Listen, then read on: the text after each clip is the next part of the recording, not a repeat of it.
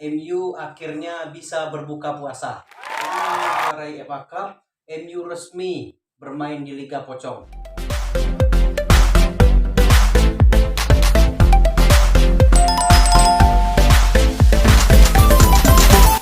Salam sehat untuk para legenda penonton sepak bola.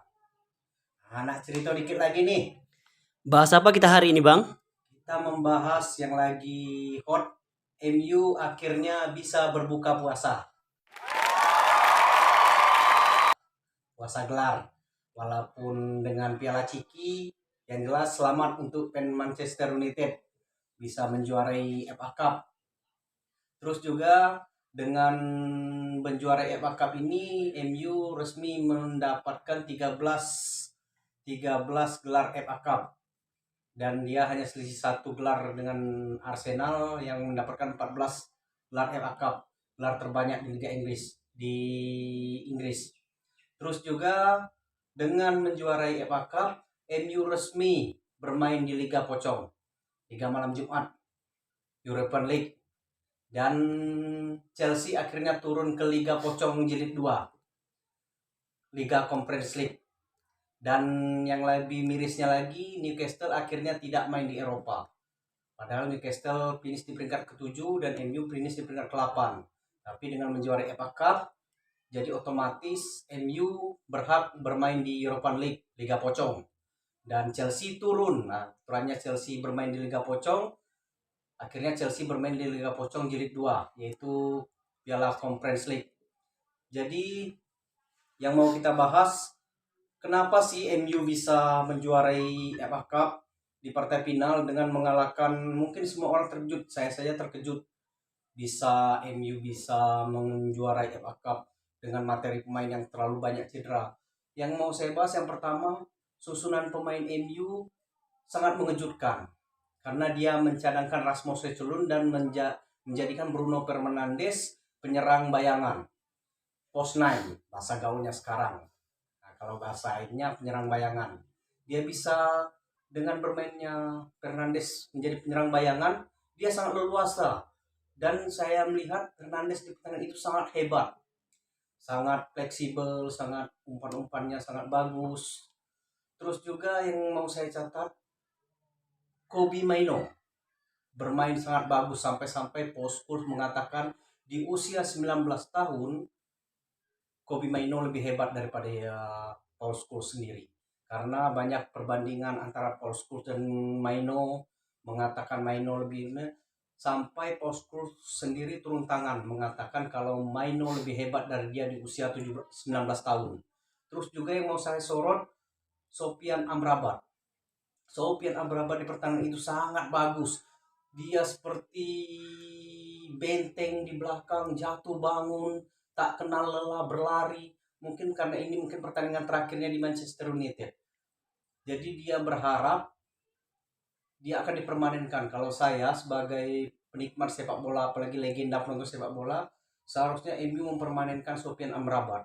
Karena dengan biaya 20 juta pounds di kontraknya yang bisa ditebus dari Fiorentina, dengan pemain sekelas Sofyan Amrabat sangat bagus untuk kedalaman skuad MU di musim depan.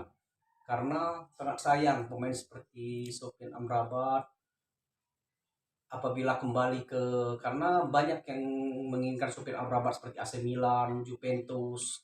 Kalau tidak dipermanenkan MU, nantinya nasibnya akan seperti Marcel Sabitzer. Sabitzer tidak dipermanenkan MU dan dibeli Borussia Dortmund dan bersinar. Nah, terus juga yang mau saya catat di pertandingan itu, MU bermain dengan high pressing yang sangat tinggi. Dengan dia mungkin Den Haag mungkin menonton bukan semifinal, dalam babak 8 besar antara Real Madrid melawan Manchester City. Karena saya lihat MU bermain sangat berbeda di pertandingan ini. Dia lebih menunggu membiarkan pemain Manchester City menguasai bola dan menunggu, dan di waktu City telah masuk ke garis pertahanan MU baru mereka merebut bola dan memasang garis pertahanan rendah. Dan ini sangat bagus, sangat efektif permainan yang diusung oleh si Gundul Den Haag. dan sangat berjalan karena di babak pertama bisa dibilang Lisandro Martinez mengantongi Erling Haaland. Erling Haaland yang katanya striker terbaik di dunia bisa menjadi striker yang on dibuat oleh Lisandro Martinez. Mungkin juga ini Lisandro Martinez kan baru fit, jadi tidak mungkin dipaksakan. Terus juga di babak pertama Haaland nyaris tidak memiliki peluang. Sewaktu saking frustasinya City di babak kedua setelah ketinggalan 1-0, mereka cepat-cepat mengganti Kevin De Bruyne dengan Julian Alvarez. Itu sangat aneh. Mungkin ini suatu taktik panik dari Guardiola karena mungkin Kevin De Bruyne belum 100% fit dan dipaksakan. Terus juga masuknya Doku sangat mengubah skema permainan Manchester City karena sewaktu Matteo Kovacic ditarik dan digantikan oleh Doku, serangan dari sebelah kiri City sangat menakutkan, sangat berbahaya. Terus juga yang saya mau catatkan, pemain terbaik Liga Inggris musim ini, Phil Foden, tidak menunjukkan permainan yang sangat bagus karena dia berapa kali kehilangan bola, terus dia tidak menunjukkan tembakan-tembakan yang sangat berbahaya. Biasanya dia terus melakukan tembak-tembakan dari luar kotak. Terus juga saya lihat Bernardo Silva sangat bekerja keras di pertandingan ini. Dia saat turun, dia naik.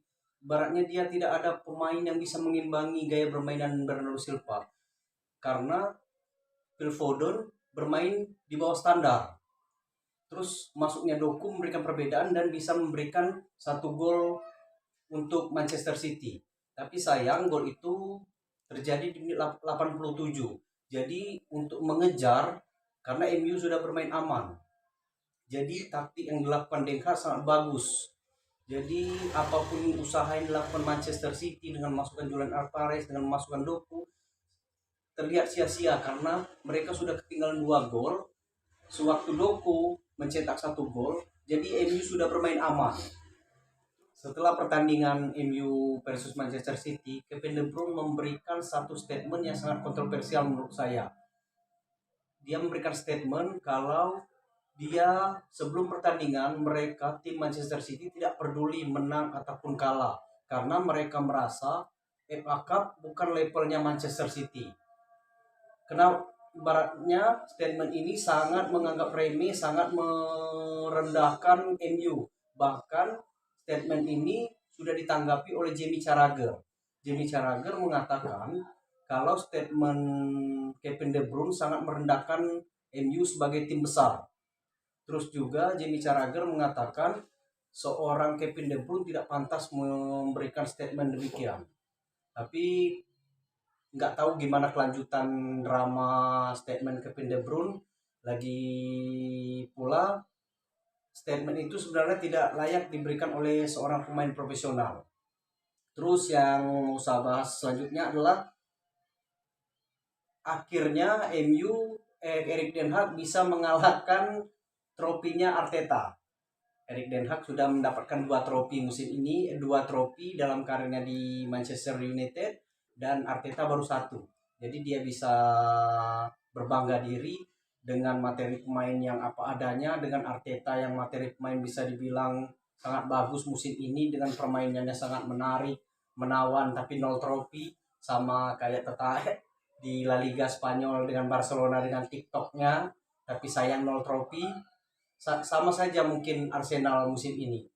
Mungkin fan Arsenal dengan membangga-banggakan Arsenal dengan permainan cantik tapi sayang 0 trofi, dengan MU yang permainan sangat bisa dibilang sangat pragmatis tapi bisa mendapatkan 1 trofi dan bermain di Liga Pocong.